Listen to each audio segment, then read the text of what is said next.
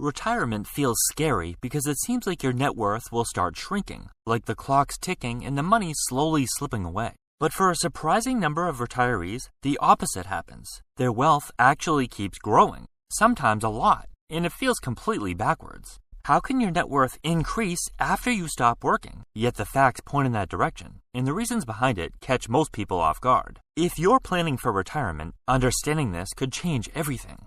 You've probably heard of the famous 4% rule for retirement, but few people fully understand it. The idea is simple. If you withdraw 4% of your savings every year, adjusted for inflation, your portfolio should last at least 30 years. That rule is based on backtesting across decades of stock and bond returns, including the most brutal times, like the Great Depression and the 1970s stagflation era. It was designed as a worst-case safe withdrawal guideline, and the guy who created it, Bill Bengen, later said that in normal conditions, people could actually withdraw closer to 5%. The original 4% figure is actually conservative, but that's just the tip of the iceberg. A huge myth about retirement is that your expenses are going to skyrocket. People imagine endless travel, fancy restaurants, a calendar packed with activities, and ballooning healthcare costs. That fear of spending more is what makes so many people worry they'll run out of money. But the data tells a very different story. As the years go on, most retired people actually spend less, not more. Actually, spending typically goes down significantly, and not for the reasons you might think.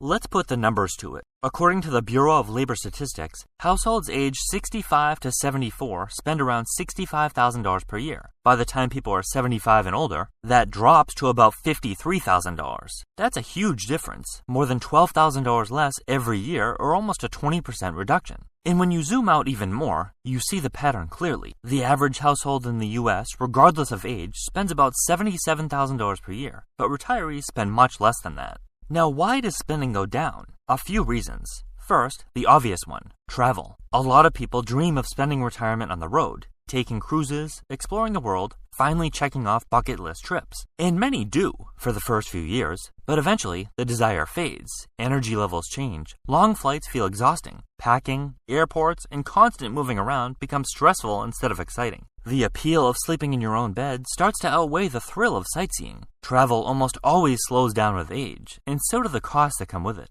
The same thing happens with entertainment and dining. Early retirement might include more restaurants, shows, concerts, and activities. But as people get older, they naturally stay closer to home. Their routines simplify. They cook more, they go out less, and the spending follows. Transportation costs, which are usually a huge drain for most households, drop dramatically further into retirement. Couples often share a single car. There's no daily commute, no endless school drop-offs, and no constant back and forth between work and activities. Even if retirees stay busy and get out often, they're simply not putting nearly as many miles on their car as a working family does. Even healthcare, which is the one category that can rise in later years, doesn't offset the drop in all those other areas. On net, expenses go way down. And this isn't just about aging. Younger retirees go through the same thing. That honeymoon phase of retirement often comes with higher spending, but eventually reality kicks in. People settle into a new rhythm, expenses stabilize, and spending usually lands at a much lower, more sustainable level. Not because they have to cut back, but because they want to. It's a personal preference, not a financial necessity.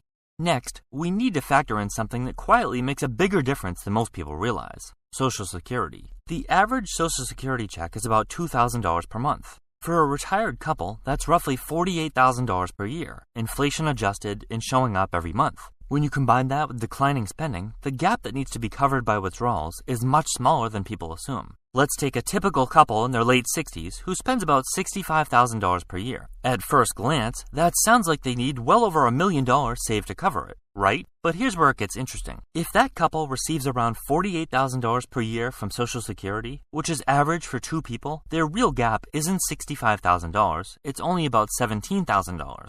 They don't need a massive portfolio to make retirement work. A modest nest egg paired with Social Security often covers the bulk of what retirees actually spend. And here's where it gets even better. That $65,000 in annual spending doesn't stay that high forever. As people move into their mid-70s and beyond, the average spending drops to the $53,000 level. That's a built-in $12,000 reduction. Why? Less travel, fewer big purchases, and just a natural slowdown in day-to-day expenses. Now look at what that means financially. If their Social Security is still around $48,000 and their spending falls to $53,000, the gap shrinks to just $5,000 a year. That's all they need to pull from their portfolio. Now here's the part most people don't fully understand. That 4% guideline assumes you'll keep spending the exact same dollar amount adjusted for inflation every single year, no matter what's happening in the world. But let's be real. Do people actually live like that? Of course not. Think about it. Imagine you've just retired. You've got your spending plan set, and suddenly the stock market drops 40%. Are you really going to book that $6,000 cruise to Italy without a second thought? Probably not. You might decide, you know what, let's do a long weekend within a few hours drive instead, and save the big trip for later. Or picture another scenario. Inflation spikes and your food bill is suddenly $200 more every month. You're not going to shrug and spend like nothing's changed. You might swap a few steak dinners for chicken, or delay upgrading your kitchen appliances until prices stabilize. Even when the economy just feels shaky, like headlines about layoffs or rising interest rates, most people naturally become more cautious. Maybe you decide to keep your old car another year instead of buying a new one. Maybe you skip a home upgrade you were considering. The small, natural adjustments completely shift things in your favor, and those little choices, repeated over 20 or 30 years, create a massive safety buffer. And the reverse is true too. When markets are strong, retirees often loosen up and spend a little more. So retirement spending isn't a straight line, it flexes with the environment, which causes the math to work favorably. The 4% rule assumes the worst-case scenario, that you never adjust, but in reality, nearly everyone does. By naturally cutting back during rough patches and spending a little more when times are good, portfolios often stretch much further than the models assume. Let's break down the 4% withdrawal rate a little further and see what it really means. It's based on a portfolio with a big chunk in bonds and assumes the absolute worst-case scenario for timing, inflation, and stock market returns, based on history. It doesn't factor in any flexibility, like adjusting your spending when times get tough. In reality, if you're only taking out around 4% each year, your investments will almost always grow faster than inflation. Historically speaking, that 4% is conservative. It's designed to survive even the roughest economic stretches, not your typical market conditions. And again, this is based on history. And here's where the psychology kicks in. Most people entering retirement overestimate what they'll spend. They plan for the high end and they live on the low end. Combine that with decades of saving habits, frugality, the satisfaction of watching net worth and portfolios grow, and the natural fear of running out of money, and retirees almost always withdraw less than they technically could. This is why net worth can actually take off after retirement. With portfolios not being fully tapped, growth can be exponential.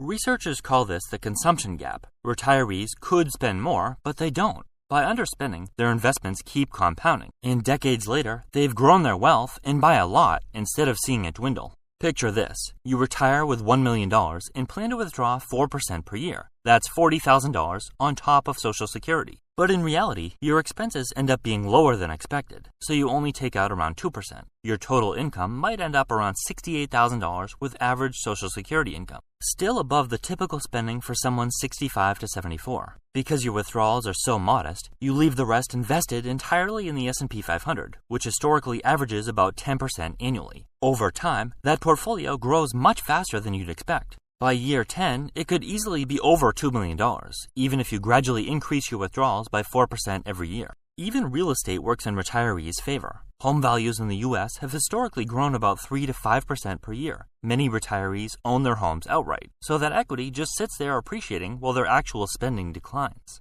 So when you put this all together, conservative withdrawal assumptions, natural spending declines, Social Security, and the psychological reluctance to spend down savings, it becomes clear why retirees often grow wealth instead of losing it. Of course, this doesn't mean everyone. There are plenty of people who retire with very little and struggle financially. But for those who enter retirement with even a modest nest egg, the data shows a consistent pattern. They're more likely to end with more money than less.